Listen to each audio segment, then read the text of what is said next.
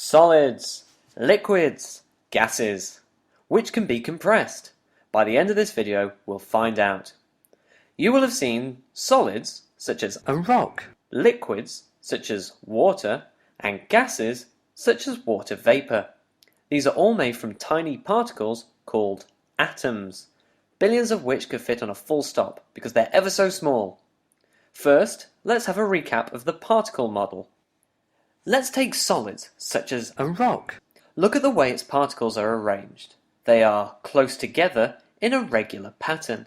They vibrate around a central point and can't move freely about.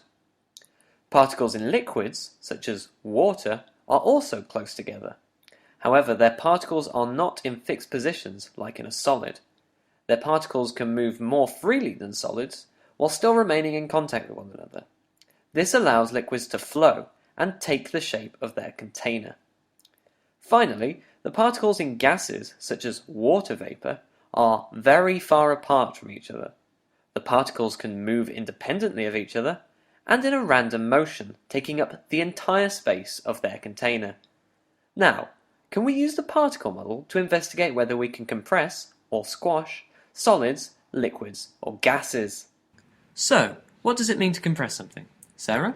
It has something to do with the particles moving closer together. Yes. If the particles can move closer together, the material can be compressed. So does that mean we can compress a solid? No, you can't squash a solid because they're too hard. What do you think, Sarah? I think that because the particles are too close together, you can't squash them. Very good. So what about liquids? You can squash them because if you press down on some water, it will move. Yes, but the particles aren't moving closer together, just around each other. So what about a gas? Yes, because the particles are so far apart. And there is plenty of room to compress them. Very good. You're both right. You can't compress a solid. The particles are too close together to be able to be compressed.